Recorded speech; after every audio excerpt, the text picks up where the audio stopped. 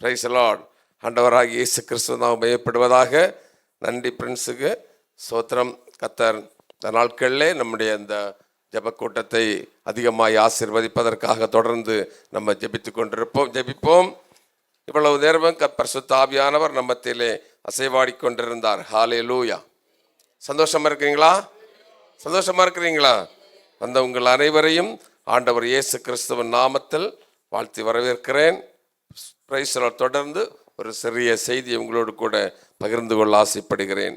1 தீமோத்தேயு 1 அதிகாரம் 5-6 வசனங்கள். 1 தீமோத்தேயு 1 அதிகாரம் 5-6 வசனங்கள்.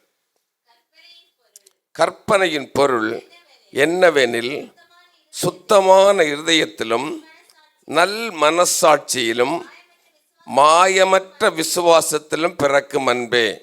அடுத்து வாசிங்க.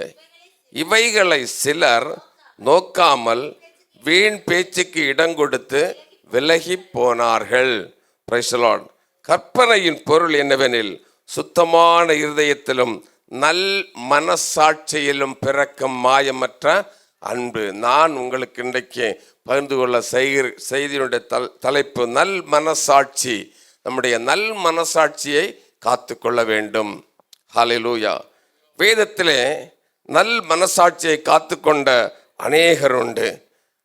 இந்த உலகத்தில் நாம் வாழும் பொழுது நம்முடைய மனசாட்சி உறுத்தும்படியாக நம்ம வாழக்கூடாது. Price the Lord. குற்றமற்ற ஒரு வாழ்க்கை வாழ வேண்டும். ஹல்லேலூயா. தேவனுக்கு முன்பாக நல் மனசாட்சி உள்ள ஒரு வாழ்க்கை நாம் வாழ வேண்டும். ஹல்லேலூயா.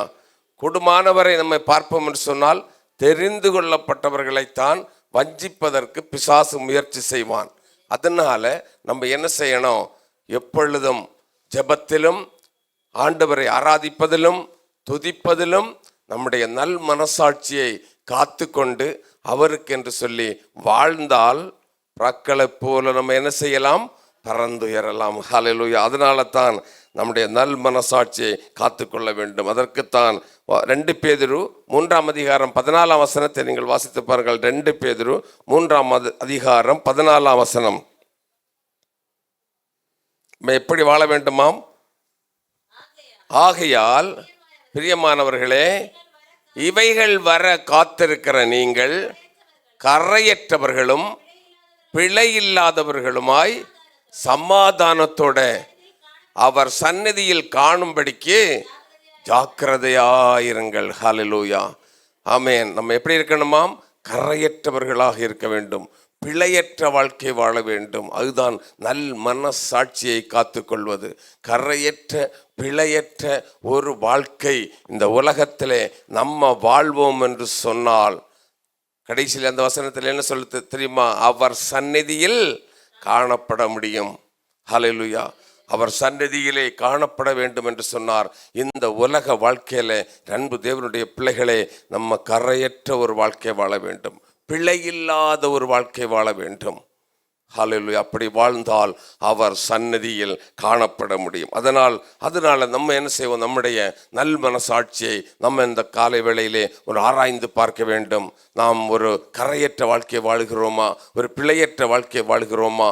அவருடைய சமூகத்தில் நம்ம காணப்படுவோமா என்று சொல்லி நம்ம இந்த காலை வேளையிலே ஒன்று ஆராய்ந்து பார்க்க வேண்டும். நான் ரொம்ப சுலோவாக சாப்டாக தான் உங்களோடு பகிர்ந்து கொள்கிறேன். ஆராய்ந்து பார்க்க வேண்டும். ஹல்லேலூயா.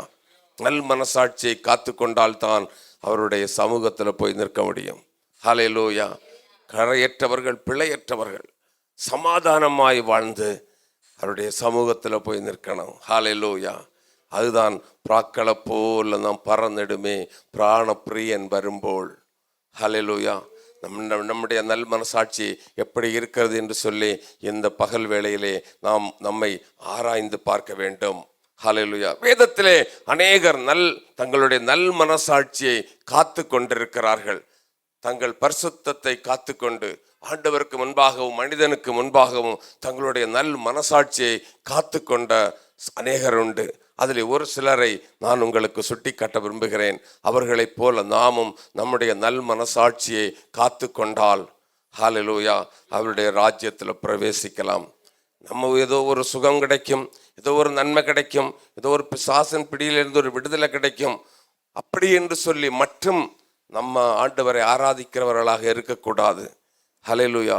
ஒரு தற்கால உலகத்தில் ஒரு விடுதலைக்காக நம்ம ஆண்டவரை, ஒரு ஆசீர்வாதத்திற்காக நம் ஆண்டவரை ஆராதிக்கிறவர்களாக மட்டுமல்லாமல் நித்திய ஜீவனை பெற்றுக்கொள்ள வேண்டும் என்பதற்காக வாழ வேண்டும்.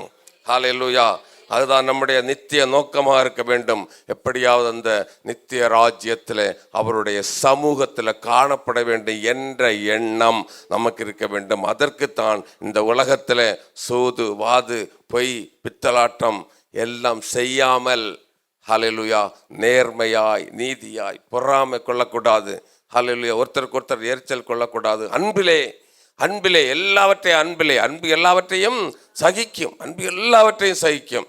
எல்லா திரளான பாவத்தை அது மூடும் அன்பு. அதனால எல்லாரும் என்ன செய்ய வேண்டும்? நம்ம அன்பிலே நடந்தால்தான் அந்த சமாதானமான வாழ்க்கையும் கிடைக்கும், அவருடைய சமூகத்தில் போய் சேர முடியும். ஹல்லேலூயா. அதனால தான் தங்களுடைய நல் மனசாட்சியை காத்து கொண்ட ஒரு சிலரை நான் உங்களோடு பகிர்ந்து கொள்கிறேன். 1 சாமுவேலின் புஸ்தகம் 12ஆம் அதிகாரம் 1 முதல் 5 வரை உள்ள வசனத்தை வாசித்து பாருங்கள். 1 சாமுவேல் 12ஆம் அதிகாரம் 1 முதல் 5 வரை உள்ள வசனங்கள்.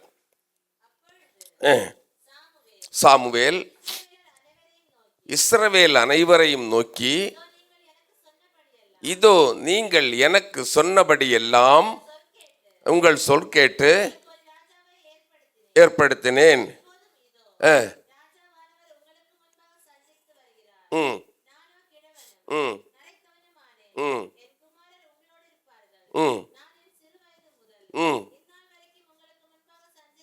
நான் என் சிறு வயது முதல் இந்நாள் வரைக்கும் உங்களோடு சஞ்சரித்து வந்தேன்.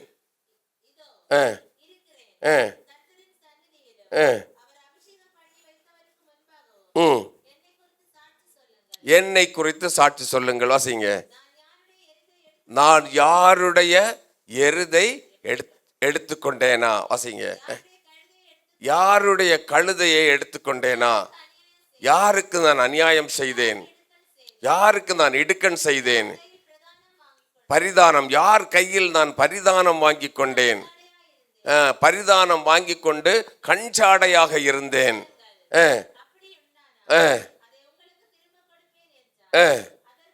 அதற்கு அவர்கள், நீர் எங்களுக்கு அநியாயம் செய்யவும் இல்லை, எங்களுக்கு இடுக்கண் செய்யவும் இல்லை, ஒருவர் கையிலும் ஒன்றும் வாங்கவும் இல்லை என்றார்கள்.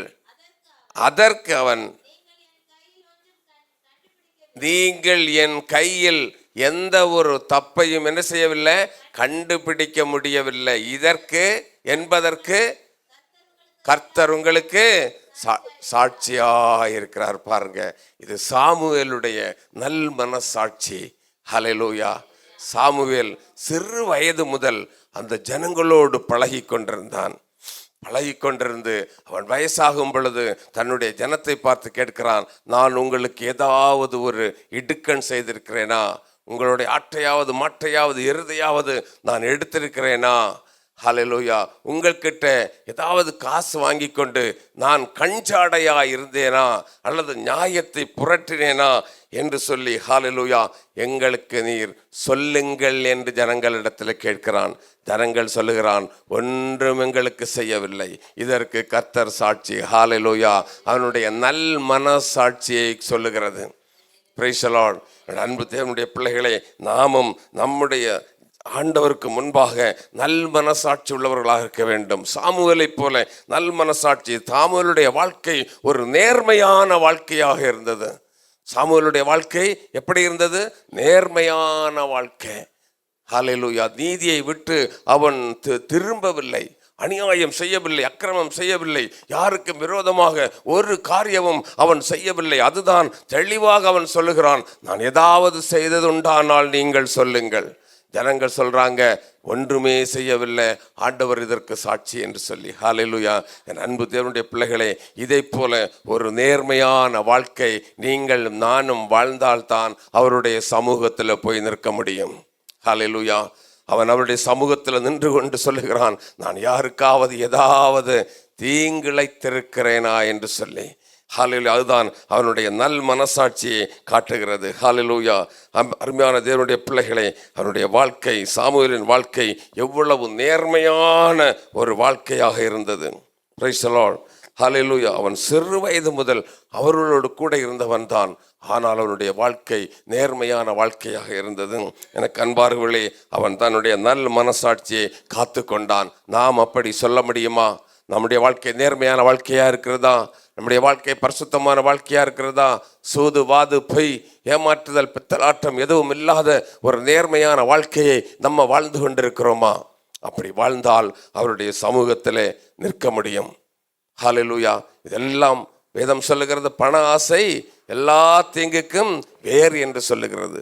அதனால பண ஆசையை விட்டு ஒழியணும். உங்களுக்கு தேவையானதை ஆண்டவர் தருவாரு. அண்டன்றைக்கு உங்களுக்கு என்ன தேவையோ அதை தர அவரால் முடியும். Price the Lord. பறவைகளை போஷிப்பிக்க வல்லமை உள்ள நம்முடைய ஆண்டவருக்கு ஹல்லேலூயா, ஹல்லேலூயா. எல்லாவற்றையும் பெயரிட்டு அழைக்கிற நம்முடைய ஆண்டவருக்கு, தன்னுடைய சொந்த ரத்தம் கொண்டு மீட்டுக்கொண்ட உனக்கு, தன்னுடைய சொந்த சாயலிலே சம்பாதித்த உனக்கு அவர் செய்யாமல் இருப்பாரோ? அவர் செய்வார். நீ நேர்த்தியாய் வாழ்ந்து பாருங்கள். நீங்களும் நானும் இந்த உலக வாழ்க்கையில நம்ம நேர்த்தியாய் நேர்மையான ஒரு வாழ்க்கை வாழ வேண்டும். ஹல்லேலூயா. ஒன்றும் இல்லாத சூழ்நிலையாக இருக்கலாம், ஆனால் வாழ்க்கை நேர்மையாயிருந்தால் கர்த்தர் உங்கள் சந்ததிகளை உயர பண்ணுவார். ஹல்லேலூயா. உங்களுடைய சந்ததிகளை உயர பண்ணுவார். நீங்கள் நேர்மையாய் வாழ்ந்தால் கர்த்தர் உங்கள் சந்ததிகளை உயர பண்ணுவாரு. Price the Lord. வேதம் என்ன சொல்லுகிறது? நீ என் வேதத்தை மறந்தா நான் உன் பிள்ளைகளை மறப்பேன் என்று சொன்னாரு. அதனால தான் நேர்மையான ஒரு வாழ்க்கைக்கு ஆதாரமாக சாமுவேல் இருந்தான். நம்முடைய வாழ்க்கையிலும் நம்ம நேர்மையாக வாழ வேண்டும், நேர்மையாக வாழ வேண்டும். Price the Lord. ஒன்றுமில்லாமல் இருக்கலாம். ஹல்லேலூயா. எங்களுடைய அனுபவத்தை சொல்லுகிறேன். ஒன்றும் இல்லாத நாட்களிலும் எங்கள் பெற்றோர்கள் எங்களுக்கு சொல்லிக் கொடுத்தது நீதி, நியாயம், நேர்மை, கர்த்தருக்கு பயந்து அவர் வழிகளில் நடக்கணும் என்று சொல்லிக் கொடுத்தார்கள். சிறு வயது முதலே வேதத்தை சொல்லிக் கொடுத்தார்கள். ஹல்லேலூயா. வேதத்தை கற்க, படிக்க சொல்லிக் கொடுப்பார்கள். ஒன்றுமில்லாவிட்டாலும் சரி ஆலயத்தில் போய் ஆண்டவரை ஆராதிக்க சொல்லிக் கொடுத்தார்கள். அதனால தான் பிள்ளைகள் எல்லாரும் ஆண்டவர் ஆசீர்வதித்தார், அபரிவிதமாய் ஆசீர்வதித்தார். ஹல்லேலூயா. அதனால தான் நீங்களும் நானும் என்ன செய்ய வேண்டும்? நேர்மையாய் வாழ கற்றுக்கொள்ள வேண்டும். ஹல்லேலூயா. இந்த நேர்மையாய், நீதியாய், கர்த்தருக்கு பயந்து அவர் வழிகளில் நடக்கவில்லை என்று சொன்னால் நாம் கண்ணீர் விட வேண்டியது வரும். ஹல்லேலூயா. வேதம் சொல்லுகிறது, நீதியாய் நடக்கிறவர்கள் எங்க போவார்களாம்? நேர்மையாய் நடக்கிறவர்கள் எங்க போவார்களாம்? நீதிக்குள்ள பிரவேசிப்பார்கள். ஹல்லேலூயா. அதனால தான் இந்த சாமுவேலினுடைய வாழ்க்கை ஒரு நேர்மையான வாழ்க்கையாக இருந்தது. இது நமக்கு ஒரு பாடமாக அமைய வேண்டும். நம்முடைய நல்மனசாட்சியை நீங்கள் கேட்டு பாருங்கள். நான் ஒரு நேர்மையான வாழ்க்கையை வாழ்கிறேனா? ஒரு உண்மையுள்ள வாழ்க்கையை வாழ்கிறேனா? என் பிள்ளைகள் மத்தியிலே, என் கணவன் மத்தியிலே, என்னுடைய குடும்பத்தின் மத்தியிலே நான் ஒரு உண்மையுள்ள வாழ்க்கை வாழ்கிறேனா என்று சொல்லி உங்களை நீங்களே கேட்டு பார்க்க வேண்டும். கேட்டு ஆராய்ந்து ஆமென் ஆண்டவருடைய சமூகத்திலே நம்மை தாழ்த்தி ஒப்புக் கொடுப்போம் என்று சொன்னால் ஹல்லேலூயா அவருடைய சமூகத்திலே காணப்படலாம். ஹல்லேலூயா. அந்த நீதிக்குள்ள நம்ம என்ன செய்ய முடியும்? பிரவேசிக்க முடியும். இரண்டாவதாக ஒரு ஆளை பார்ப்போம். Price the Lord. இரண்டாவதாக நம்ம பார்ப்போம் ஆதியாகமம் 40ஆம் அதிகாரம் 14-15 வசனங்களை வாசியுங்கள். சாமுவேலுடைய வாழ்க்கை நேர்மையான வாழ்க்கையா இருந்தது. இரண்டாவது ஆதியாகமம் 40ஆம் அதிகாரம் 14-15 வசனங்கள்.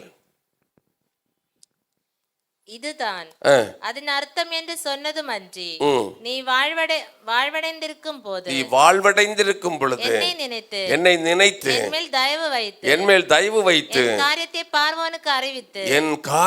பார்வோனுக்கு அறிவித்து இந்த இடத்திலிருந்து என்னை விடுதலையாக்க வேண்டும். நான் எபிரேயருடைய தேசத்திலிருந்து களவாய் கொண்டு வரப்பட்டவன். என்னை இந்த காவல் கிடங்கில் வைக்கும்படிக்கு நான் இவ்விடத்தில் ஒன்றும் செய்யவில்லை என்று சொன்னான். யோசேப்பினுடைய வாழ்க்கையை பார்ப்போம். யோசேப்பு சொல்லுகிறான்.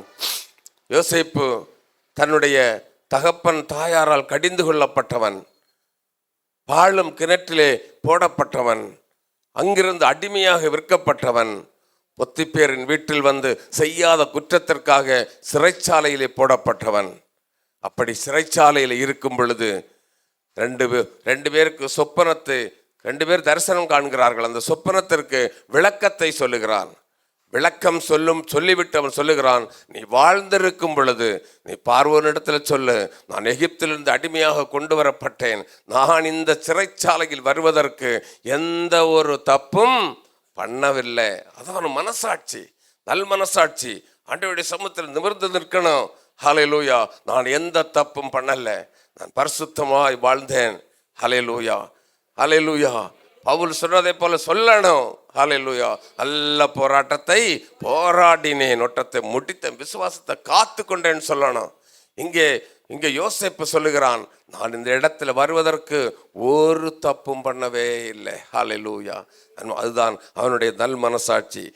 நல் மனசாட்சியை காட்டுகிறது. அவனுடைய வாழ்க்கை மற்றவர்களுக்கு ஒரு முன்மாதிரியான வாழ்க்கையாக இருந்தது.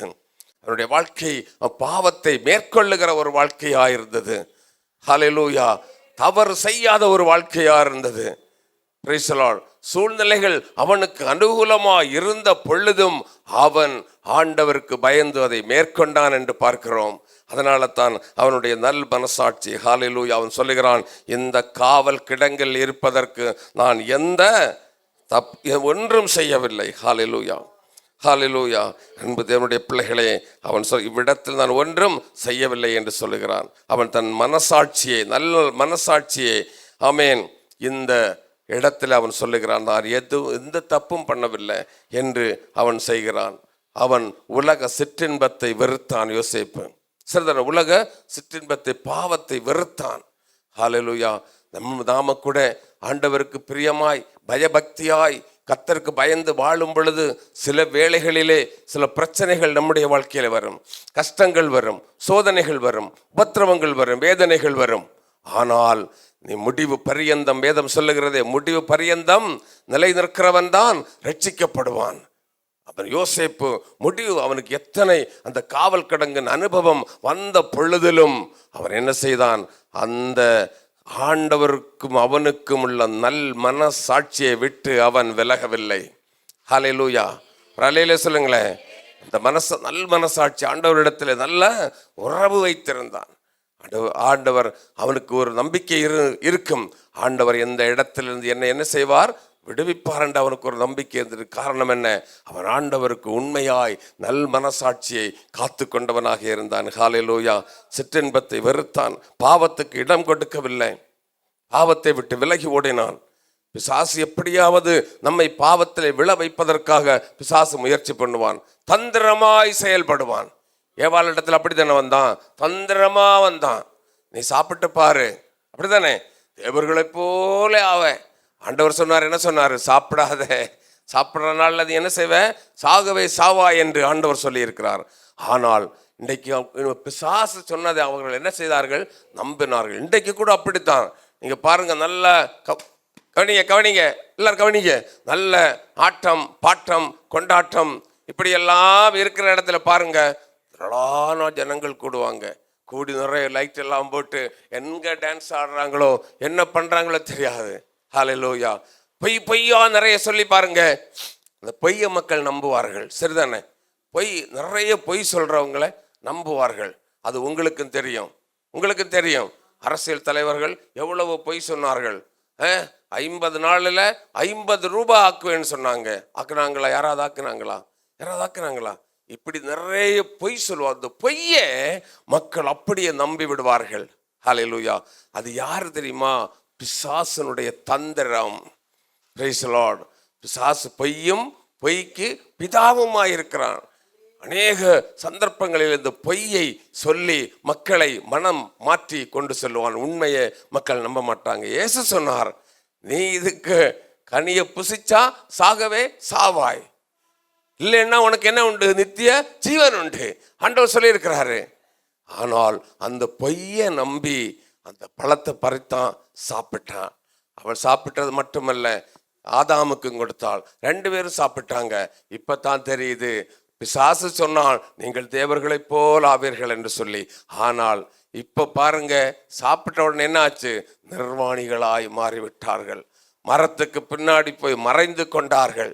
அன்பு தேவனுடைய பிள்ளைகளே, பிசாசுக்கு இடம் கொடுக்காதீர்கள். அதனால தான் ஆண்டவர் சொன்னார், பிசாசுக்கு இடம் கொடுக்காதீர்கள், அவன் ஏமாற்றுகிறவன், வஞ்சிக்கிறவன், எப்பொழுது விழத்தள்ளலாம் என்று சொல்லி பார்த்து கொண்டே இருப்பான்.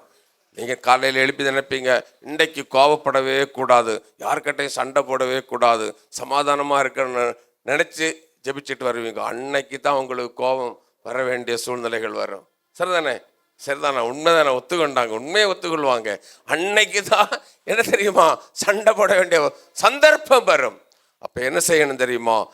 வாய் மௌனமா இருக்க வேண்டும். ஹல்லேலூயா! மௌனமா இருக்க வேண்டும். எவ்வளவு நீங்கள் வாயை பற்றி கொண்டு மௌனமா இருக்கிறீர்களோ அவ்வளவுக்கு அவ்வளவு உங்களை பரிசுத்தத்தை காத்துக்கொள்ள முடியும். ஹல்லேலூயா! பேச்சுக்கு பேச்சு பேசக்கூடாது, மறு பேச்சு பேசக்கூடாது. கம்முன்னு இருந்து பாருங்க. ஆமேன். என்ன வேணும்னு சொல்லிட்டு போட்டு, உங்களை யாரா திட்டட்டு, என்ன வேணாலும் திட்டட்டு, சைலண்டா இருந்து பாருங்க. ஹல்லேலூயா! வெற்றி உங்களுக்கு தான் கிடைக்கும். பிசாசு தந்திரமாய் செயல்படுவான். அதனால என் அன்பு தேவனுடைய பிள்ளைகளே, காரணம் என்ன தெரியுமா? நீ முன்மாதிரியான வாழ்க்கை வாழ வேண்டும். உன்னை அநேகர் பார்க்கிறார்கள், பார்ப்பார்கள். அப்படித்தானே? இந்த வேதத்தை எடுத்துக்கொண்டு போற நம்மை அநேகர் பார்ப்பார்கள். ஹல்லேலூயா! நம்முடைய வாழ்க்கையை பார்ப்பார்கள், நம்முடைய செய்கையை பார்ப்பார்கள், நம்முடைய கண்ணை பார்ப்பார்கள், நோக்கத்தை பார்ப்பார்கள். சரிதானே? நம்மை பார்ப்பார்கள். அதனால நம்ம என்ன செய்யணும்? மற்றவர்களுக்கு முன்பாக ஒரு முன்மாதிரியான ஒரு பரிசுத்த வாழ்க்கை வாழ வேண்டும். ஹல்லேலூயா! யோசேப்பு அப்படி ஒரு முன்மாதிரியான வாழ்க்கை வாழ்ந்தான். நடந்தது அவனுக்கு கிடைத்த ஆசீர்வாதம் என்ன தெரியுமா? எகிப்தில் அவன் பார்வோனுக்கு அடுத்தபடியாக மாறினான். ஹல்லேலூயா! ஒரு அலையில சத்தமா சொல்லுங்களேன். ஆமென். அவன் முன்மாதிரியான வாழ்க்கை, பரிசுத்தமான வாழ்க்கை, ஆண்டவருக்கு பிரியமான வாழ்க்கை அவன் வாழ்ந்த காரணத்தினாலே அவனுக்கு கிடைச்ச ஆசீர்வாதம் என்ன தெரியுமா? பார்வோனுக்கு அடுத்தவனாக மாறினான். அன்பு தேவனுடைய பிள்ளையே, ஹல்லேலூயா! சாமுவேல் ஒரு நேர்மையான வாழ்க்கை வாழ்ந்தான். யோசேப்பு ஒரு சாமுவேல் நேர்மையான வாழ்க்கை வாழ்ந்தான். யோசேப்பு முன்மாதிரியான வாழ்க்கை, நல் மனசாட்சியை காத்து கொண்டவர்கள். யோபு நீதிமானாய் வாழ்ந்தான், நீதியான வாழ்க்கை வாழ்ந்தான். கடைசியாக ஒரு குறிப்பை கூட சொல்லி நான் முடித்து விடுகிறேன். மத்தேயு எழுதின சுவிசேஷம் 27ஆம் அதிகாரம் 4ஆம் வசனம். மத்தேயு 27:4.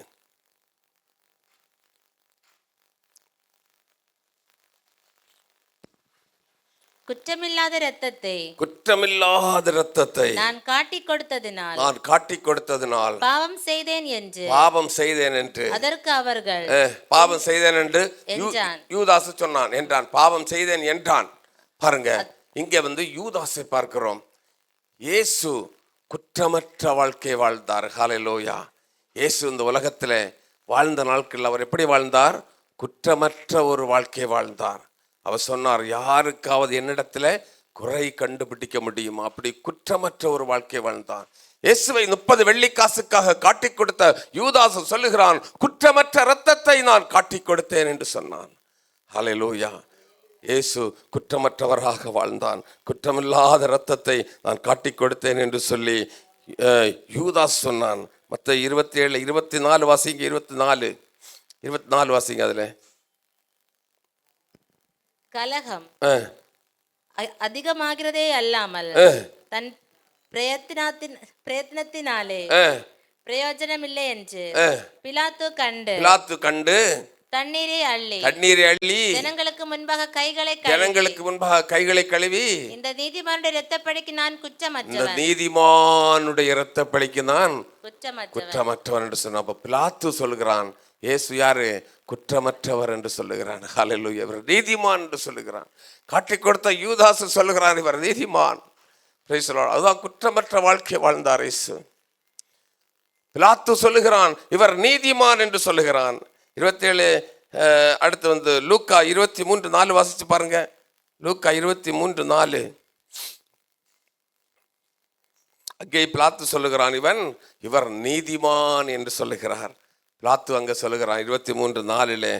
லூக்கா அப்பொழுது பிலாத்து பிரதான ஆசாரியர்களையும் ஜனங்களையும் நோக்கி, இந்த மனுஷனிடத்தில் நான் ஒரு குற்றத்தையும் காணவில்லை என்றான். ஒரு குற்றத்தையும் காணவில்லை என்றான். பாருங்க, ஆண்டவரிடத்துல ஒரு குற்றமும் இல்லை. இயேசு ஒரு குற்றமற்ற வாழ்க்கை இந்த உலகத்தில் வாழ்ந்தார். ஹல்லேலூயா. மத்தேயு 27:54 சொல்லுகிறது, மெய்யாகவே மத்தேயு 27:54 மத்தேயு 27:54 நூற்றுக்கு அதிபதியும் அவனோடு கூட இயேசுவை காவல் காத்திருந்தவர்களும் பூமி அதிர்ச்சியையும் சம்பவித்த காரியங்களையும் கண்டு மிகவும் பயந்து மெய்யாகவே இவர் தேவனுடைய குமாரன் என்றார்கள். மெய்யாகவே இவர் தேவனுடைய குமாரன் என்றார்கள். ஹல்லேலூயா. அவர் சிலுவையில் அடிச்சவன் சொல்றான், மெய்யாகவே இவன் தேவனுடைய குமாரன்.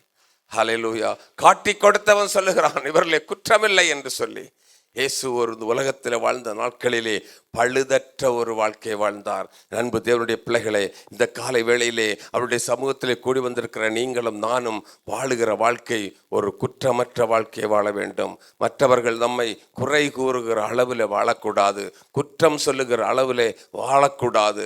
அப்படி வாழ்ந்தால் நமக்கு பரலோகம் போக முடியாது. ஹல்லேலூயா, ஆமேன். அப்படி இயேசு குற்றமற்ற ஒரு வாழ்க்கை இந்த உலகத்தில் வாழ்ந்ததுனால தான் இன்றைக்கு நம்ம இங்க உட்கார்ந்திருக்கிறோம். இன்றைக்கு உலகம் முழுவதும் கோடான கோடி மக்கள் அவரை உலக இரட்சகராக ஏற்றுக்கொண்டு நீ பயப்படேண்டா, காற்றினையும் கடலினையும் நியந்திரிப்பான் களி உள்ளோன் படகிலுண்டு. காற்றினையும் கடலினையும் நியந்திரிப்பான் களி உள்ளோன் படகிலுண்டு. അക്കരയ്ക്കോ യാത്ര ചെയ്യും സിയോൻ സഞ്ചാരി. കല്ല കൈതട്ടി. ഓളങ്ങൾ കണ്ടു നീ ഭയപ്പെടേണ്ട, അക്കരയ്ക്കോ യാത്ര ചെയ്യും സിയോൻ സഞ്ചാരി. ഓളങ്ങൾ കണ്ടു നീ ഭയപ്പെടേണ്ട, എന്റെ ദേശം ഇവിടെയല്ല, ഇവിടെ ഞാൻ പരദേശവാസിയാണല്ലോ. എന്റെ ദേശം ഇവിടെയല്ല, ഇവിടെ ഞാൻ പരദേശവാസിയാണല്ലോ. അക്കരയാണ് എന്റെ ശാശ്വത നാട്, അക്കരയാണ് എന്റെ ശാശ്വത നാട്. അവിടെ എനിക്കൊരുക്കുന്ന ഭവനമുണ്ട്, അവിടെ എനിക്കൊരുക്കുന്ന ഭവനമുണ്ട്. അക്കരയ്ക്കു യാത്ര ചെയ്യും സിയോൻ സഞ്ചാരി. ഓളങ്ങൾ കണ്ടു നീ ഭയപ്പെടേണ്ട, അക്കരയ്ക്കു യാത്ര ചെയ്യും സിയോൻ സഞ്ചാരി. ഓളങ്ങൾ കണ്ടു നീ ഭയപ്പെടേണ്ട, അക്കരയ്ക്കു യാത്ര ചെയ്യും സിയോൻ. എല്ലാ കരങ്ങളും തട്ടി, എല്ലാവരും കരങ്ങൾ തട്ടി, എല്ലാവരും കരങ്ങൾ തട്ടി. ഭയപ്പെടേണ്ട, അക്കരയ്ക്കു യാത്ര ചെയ്യും സിയോൻ സഞ്ചാരി. ഓളങ്ങൾ കണ്ടു നീ ഭയപ്പെടേണ്ട, കാറ്റിനെയും കടലിനെയും നിയന്ത്രിപ്പാൻ കഴിവുള്ളോൻ പടകിലുണ്ട്. കാറ്റിനെയും കടലിനെയും നിയന്ത്രിപ്പാൻ കഴിവുള്ളോൻ പടകിലുണ്ട്. അക്കരയ്ക്കു യാത്ര ചെയ്യും സിയോൻ സഞ്ചാരി. ഓളങ്ങൾ കണ്ടു നീ ഭയപ്പെടേണ്ട, അക്കരയ്ക്കു യാത്ര ചെയ്യും സിയോൻ സഞ്ചാരി. ഓളങ്ങൾ കണ്ടു നീ ഭയപ്പെടേണ്ട. ഹല്ലേലൂയ. എല്ലാ കരങ്ങളും തട്ടി, எல்லார் கரங்களை தட்டி. அக்கறைக்கு யாத்திரை செய்யும் சீயோன் சஞ்சாரி.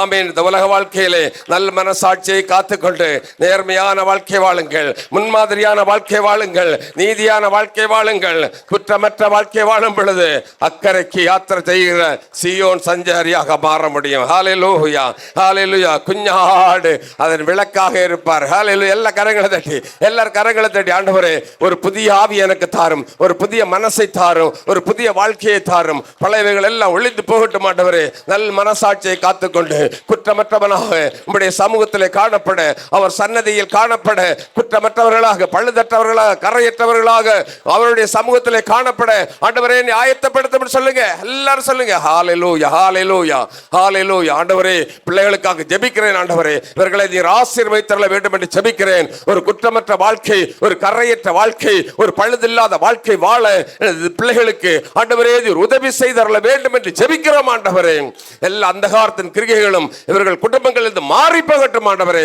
சமாதானம் உண்டாகட்டும், சந்தோஷம் உண்டாகட்டும் ஆண்டவரே. தேவைகள் எல்லாம் சந்திக்கப்படட்டும் ஆண்டவரே. கோபங்கள் எல்லாம் மாறி போகட்டும் ஆண்டவரே. இயேசுவின் நாமத்திலே ஒரு குற்றமற்ற வாழ்க்கை வாழ எங்களுக்கு உதவி செய்து அருள வேண்டும் என்று ஜெபிக்கிறேன் கர்த்தாவே. இதை கேட்கிறவர்களுக்கு ஆண்டவரே, வியாதியோடு இருக்கிற யாராவது இருந்தால் அவர்களுக்கு சுகத்தை கட்டளையிட்டு அருள வேண்டும் என்று ஜெபிக்கிறோம் ஆண்டவரே. இயேசுவின் நாமத்தில் வலிகள் மறைந்து போகட்டும் ஆண்டவரே. கட்டுகள் மறைந்து போகட்டும் ஆண்டவரே. ஆமென். பிசாசின் பிடிகள் மறைந்து போகட்டும் ஆண்டவரே. ஹalleluya. இயேசுவின் நாமத்தினாலே